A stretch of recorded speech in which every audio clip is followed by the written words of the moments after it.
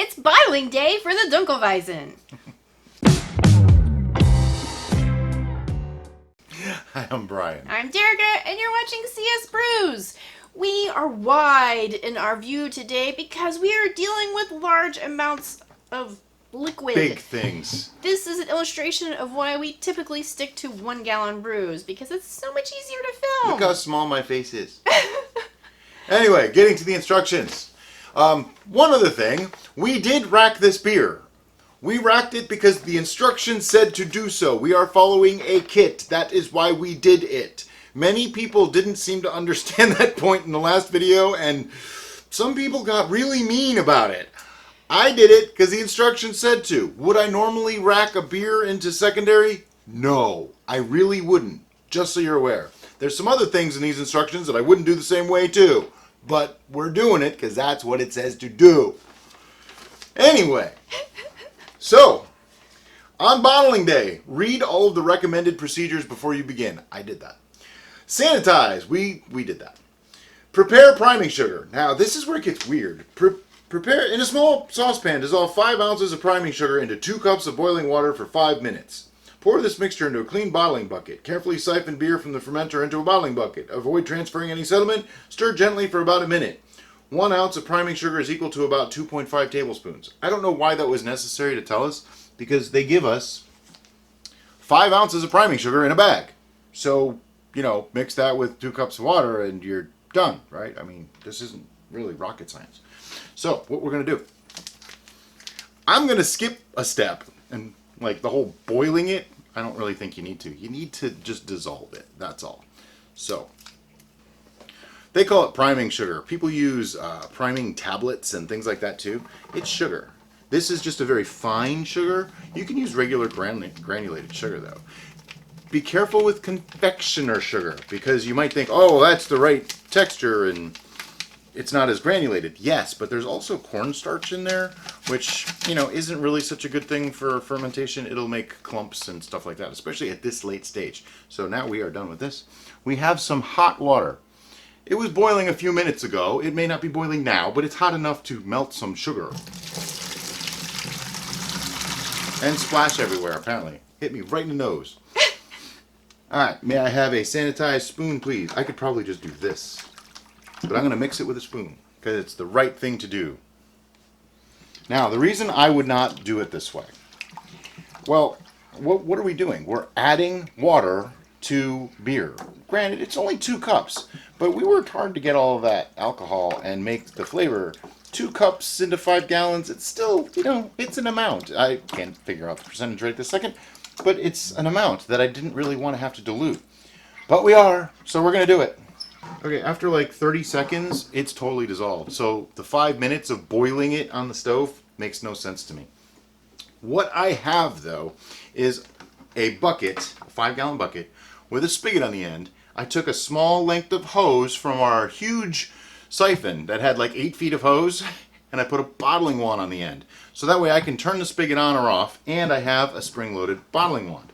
So now, all we're going to do is siphon from here to here. But before we do that, I actually just want to take a final gravity reading and make sure it's really done.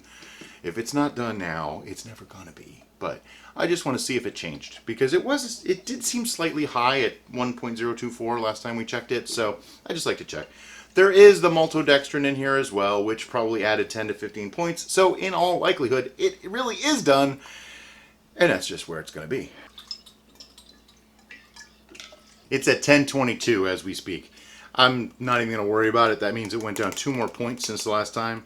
That could even be my own personal inaccuracy of reading it, so we're not going to worry. I'm going to take that sample and pour it right into that sugar water. Now, for those of you who are confused as to what we're actually doing with priming, okay?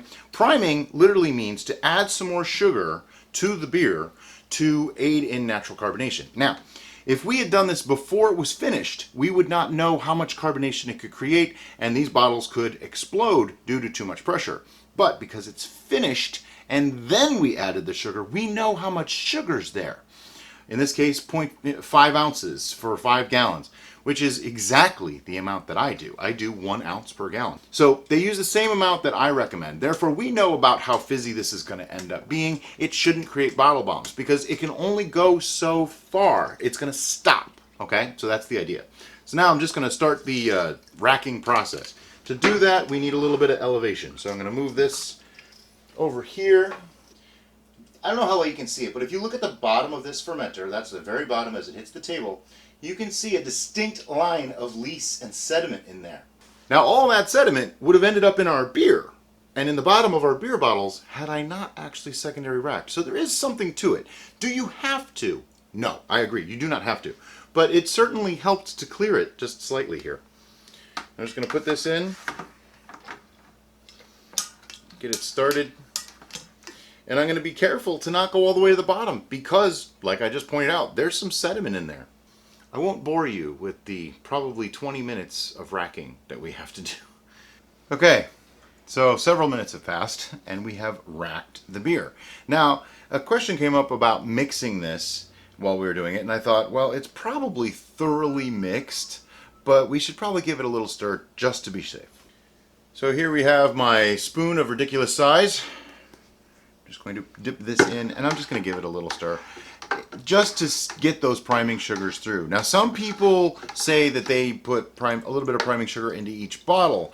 I don't like to do that because you're dealing with such a minute amount that it could be inconsistent. Some bottles will have a little bit more, some will have a little bit less. So by putting it into the whole batch, like they said to do in the instructions, you actually distribute it evenly among all the bottles regardless of their size. Because we are using some 16-ounce bottles and some 12-ounce bottles because it's what we have. We are using swing tops. Now, if you wanted to use pop tops, you totally can. There's nothing wrong with that. I just like swing tops because they're reusable. There's nothing to throw away and just reuse them. Eventually the seals wear out, you replace the seals, good to go.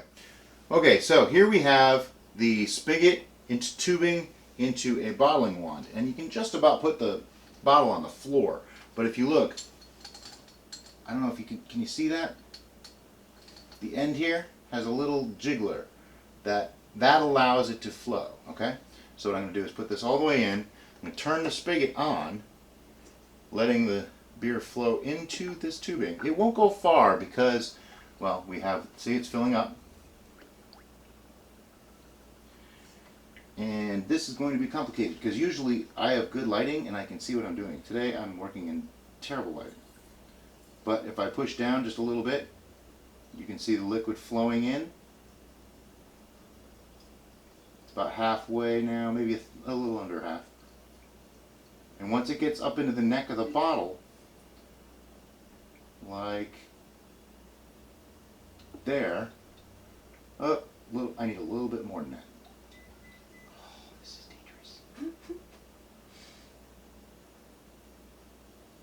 They say to fill it to about 1 inch from the top. And there we are. That's 1 inch from the top. I'll just grab my next bottle, hold it there, flip up my swing top very carefully so as not to knock over the bottle of beer, lock it down, boom, bottle of beer. Next, same story. We're showing it this way because Derek is filming, but this way you can see how to do it if you're one person trying to do this by yourself. With 2 people, this is so much easier, and you don't want to overflow like that. Or drip all over the carpet. We'll rectify that situation in just a moment. So we're done bottling. And we got about 40-something bottles of beer here. We have some 12-ouncers, we have some 16-ouncers. You do lose a little bit, so we didn't get exactly 5 gallons. You know, just that's the way it goes. There was just a little bit left at the end, so we have a glass here, and I'm just going to take a quick taste. It's always good to taste your brews as you go. Now, obviously, it's not carbonated yet. Yeah, it's not carbonated, chilled. it's not cold. Not any of those things. So it's got a nice roasty, malty flavor. The hops are pretty strong, stronger than I expected. So it's got a bitter kick at the end. I think once this carbonates, it's going to be lovely. Yeah. You might notice this bottle here, the oddball, the Coke bottle. I left the label on it so you could see it. The reason why we do this is a plastic Coke bottle. Okay, this will go in among all these others. And what'll happen is, as carbonation happens, which takes usually a week, sometimes 2 weeks, this bottle will start to feel firm. I can't squeeze a glass bottle, so normally I'd have to pop the top to find out is it carbonated, and that could cause problems, it could lose the carbonation, whatever. So instead, we use a plastic bottle, and when this feels very firm to the touch, you know you're carbonated. Now, what do you do after it's been carbonated? Well, you can leave them right where they're at. You can take some, put them in the fridge. You can put them all in the fridge if you have a fridge big enough. Believe it or not, I do not have a fridge big enough for all of this. So we just take, 5, 6, 10, whatever can fit in at a time. We actually have dedicated little small fridges for beers and wines and stuff. And we put those in there. Once they're chilled, then we start drinking them. And the beautiful thing about these swing top bottles is when they're done, you wash them out, you put them away, you store them for next time. Okay, that's natural carbonation for you right there, guys. And that is the next to last video in the Dunkelweizen Kit Beer taste test. Next time, we'll see you for a real taste test. Thanks for watching. Have a great day. Bye-bye.